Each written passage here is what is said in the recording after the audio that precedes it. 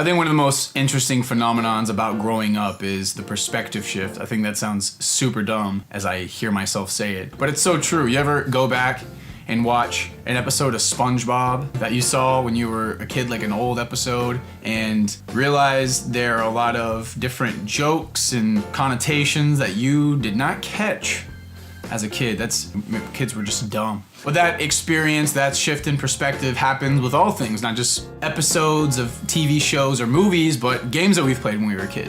One of the ones that I played, Harvest Moon, if you were to summarize what this is about in one sentence, you inherit a farm from your recently deceased grandfather. If you were to watch the opening cinematic alone, it's so sad. There's already this sense of realism as people are mourning the death and coming to grips with the reality that a video game grandpa has passed away. It's depressing.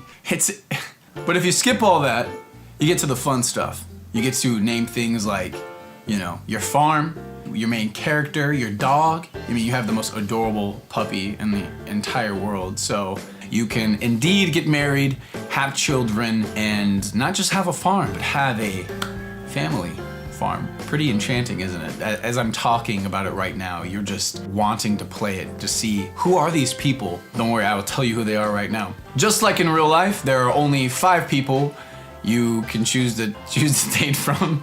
And these people are Karen, Anne, Ellie, Potpourri, and Maria. Did I repeat any of those twice? Each have different occupations, their own personality, and are all very unique. Ellie works at the bakery. She is sweet and very nurturing. I would say maybe the most pleasant gal, I don't know. Maria is the librarian of the town. Introvert to a T, very reserved. Takes a while for her to open up. Potpourri works with her family at the flower shop, and Karen is the most challenging one to woo. She has the strongest personality, arguably. She works at her family's vineyard, where there's the controversial conversation about does Karen's family have a slave?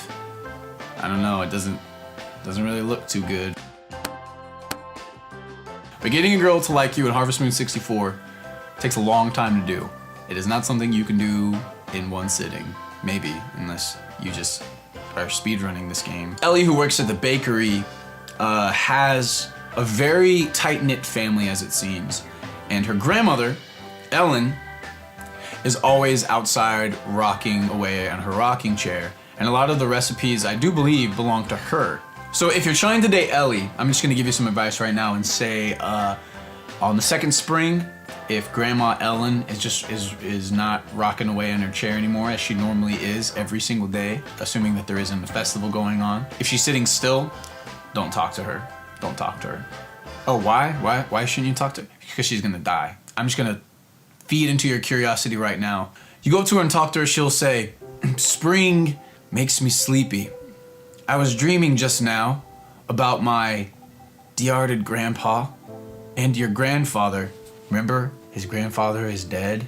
And obviously that's a spelling mistake. Departed, that's not a word. Right after that, she's gonna call Ellie outside. Ellie, listen to me. What, Grandma? Ellie. What? Grandma, let's go inside if you're going to sleep.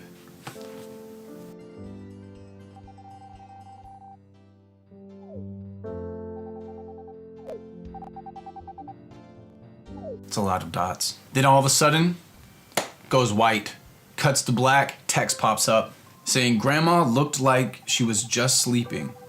The smoke went up the same way as that day. The smoke went up the same way as that day. Why? Why would you? It seemed like she went straight up in the sky. I wonder if she's in the same place as Grandpa now. If that happens and you're trying to woo Ellie, you pretty much bank on that not working out because she's gonna be mourning her grandmother's death for a while. But I think eventually, like all video game characters, she forgets about it and, she moves on. I don't know what I'm talking about. I'm making a lot of assumptions right now. I think the thing that we can learn from this is if we know someone, we see them on a day-to-day basis, outside, rocking away in a rocking chair. The only time that it is appropriate to not talk with them is when they have ceased from rocking. Because if we choose to converse with them, they will die right in front of us.